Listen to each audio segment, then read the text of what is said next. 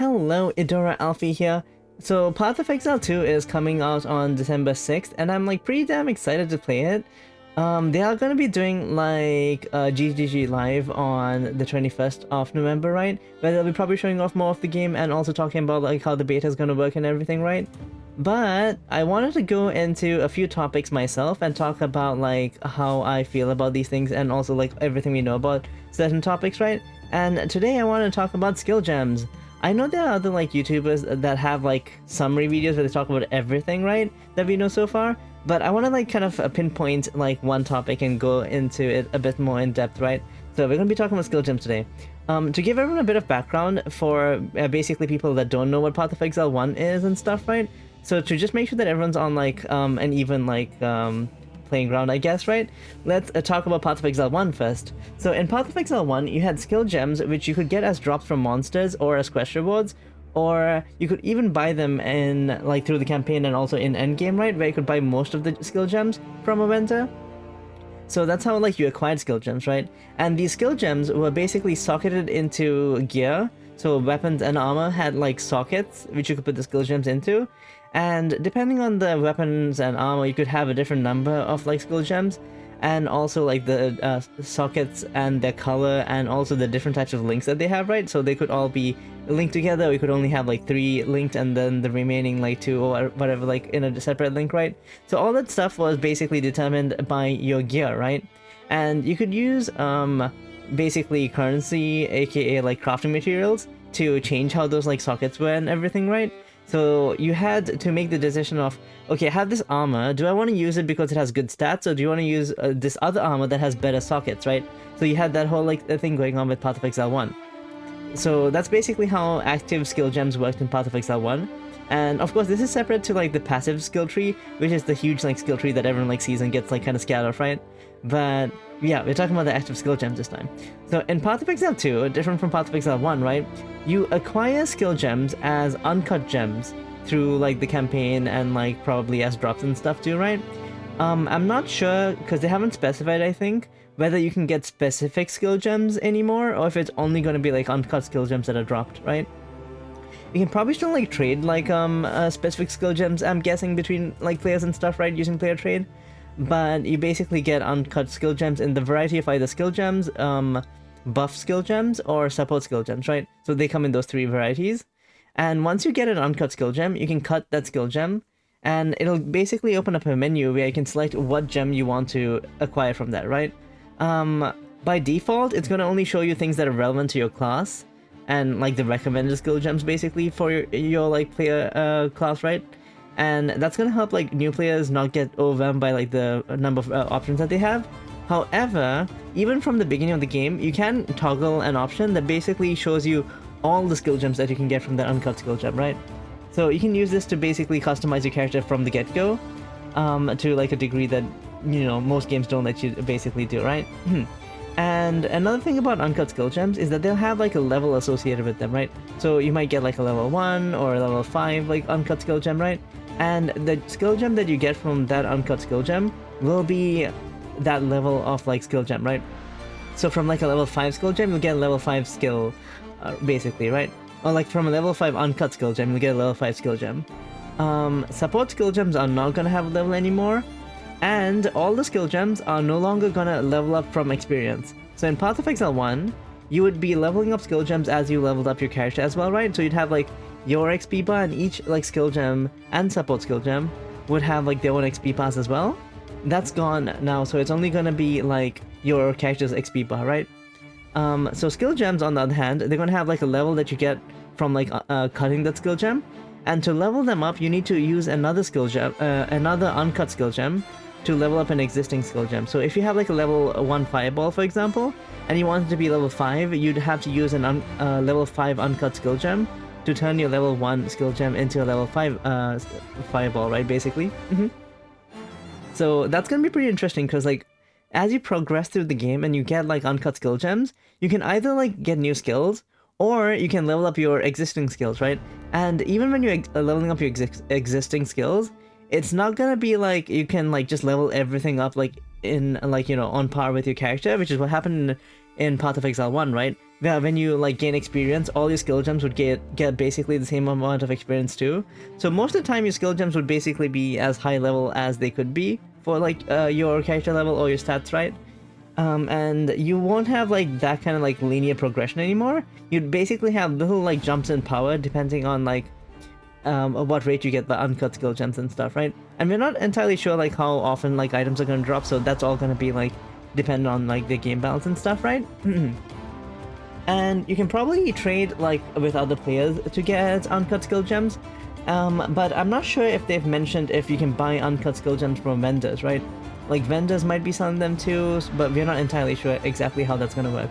We know that you can buy items from vendors, and there's like a gamble system where you can like basically get an unknown item, like kind of like Deckard Cain I think in Diablo 2 and stuff, right?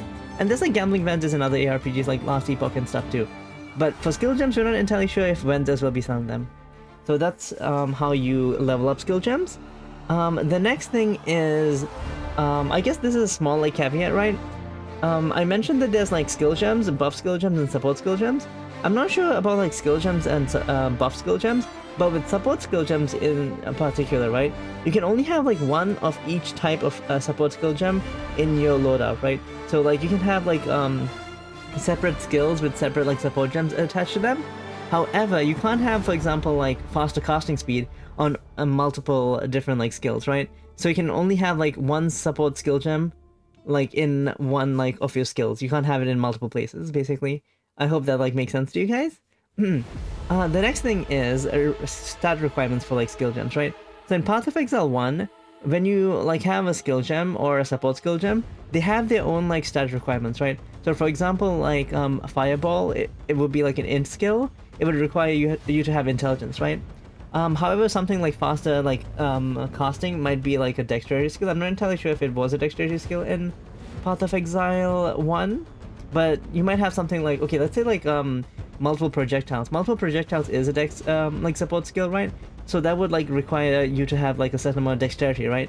So you'd have to have both like the intelligence for like the Fireball, and also like the dexterity for like the greater projectiles or whatever, right? However, in Path of Exile 2, there's going to be two things to do with attributes and skill gems. The first thing is the number of like base stats that you have are going to determine how many like of a certain type of support gem you can use, right? So for example, if you have like a 20 strength and 10 dexterity, for each 5 of like each stat, you can only have like one support gem. So 20 strength and 10 dexterity would mean that you could have like 4 red support gems and 2 green support gems, right? Like 4 strength and 2 dexterity. I'm not entirely sure if they mean this is like for your entire loadout, or if it's like you can have like up to 4 support and up to 2 green in like one skill, right? So I'm not entirely sure about this, but I'm assuming they mean for your entire loadout, right? Which would kind of make sense given the numbers. But so that's gonna be a limitation. The other limitation is going to be that like I said, like in Path of Exile 1, each like skill gem and support skill gem has its own requirements, but in Path of Exile 2, support gems don't have their own requirements. They instead add to the requirements of the skill that they're modifying, right? So if you have like something that's modifying your Fireball, it'll add like a requirement on top of like what the Fireball requires, right? So if you add a lot of like blue gems onto Fireball, which is also blue, it would require like a silly amount of intelligence, for example, is what I'm assuming, right? So that's another like thing to do with attributes and skill gems. So next I'd like to talk about like how you socket skill gems in Path of Exile 2. In Path of Exile 1, you had armor and weapons that had sockets that you could put skill gems into. In Path of Exile 2, armor and weapons no longer have any sockets, and you don't need to worry about like socketing in terms of like your gear, right? What you have instead is each character has up to 9 sockets that you can put stuff into, right? So you have like 9 fixed skill sockets basically on your character, and you can put any active skill gems or I think buff skill gems and like meta skill gems basically as like the main skill gem into those sockets, right? And active skill gems have like certain sockets built into them. So for example, Fireball by default would have like 2 sockets. I think 2 is like the base number, and you can upgrade them to have more, right? And these don't have any color either, so you can put any like support skill gems that you can fit into those, as long as you can like cover like their their like attribute requirements, right? So that's how you like socket stuff into skill gems. And since you have like 9 different skills, each one of these can have up to 5 different support gems, right? So basically you can have up to 9 6 links in terms of like Path of Exile 1 terms, right? Which is kind of insane just thinking about it, but like the power scaling is probably going to work a bit different in Path of Exile 2 compared to Path of Exile 1, so it's not going to be such a linear like jump in power or anything, right? It's going to work completely differently, but it's kind of interesting how that's going to turn out. And like I mentioned, you start with 2 sockets on each skill gem by default, as far as I know. You might be able to find like higher like socket counts and stuff, right? But you can upgrade like the skill gems that you do have to have more sockets. And that's what Jeweler's Orbs are going to do in Path of Exile 1. In Path of Exile 2. In Path of Exile 1, Jeweler's Orbs were used to randomize the number of sockets or to craft higher number of sockets onto gear, right? In Path of Exile 2, you can use the 3 types of Jeweler's Orbs to upgrade your skill gems with more sockets. So you'd have the lesser, you have regular like Jeweler's Orbs, and you have greater Jeweler's Orbs, right? So they upgrade your skill gems from having 2 sockets to 3 to 4 to 5, and 5 sockets is basically a 6 link, right? Because the skill gem plus like the 5 sockets.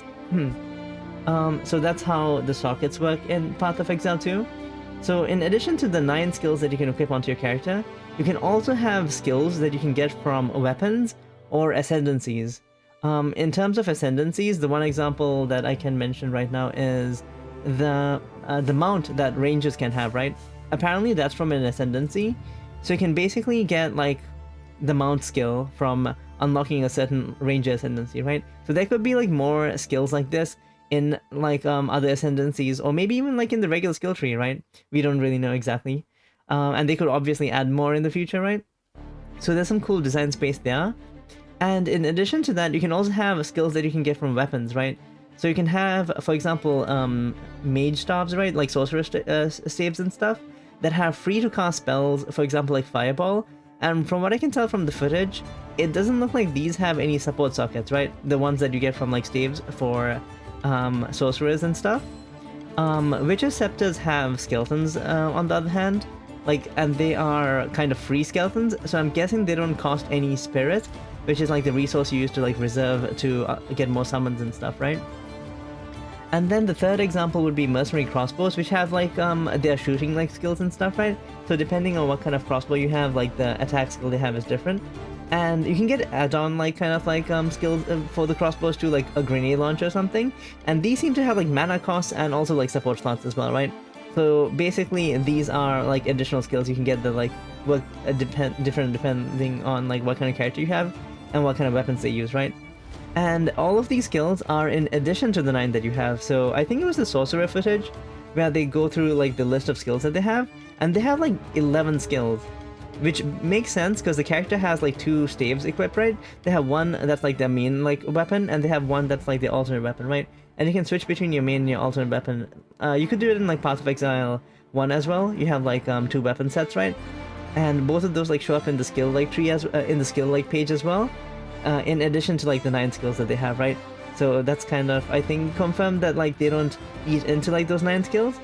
I think they mentioned it in the Mercenary like video as well. But yeah, so that's how this different sockets and stuff work for skill gems.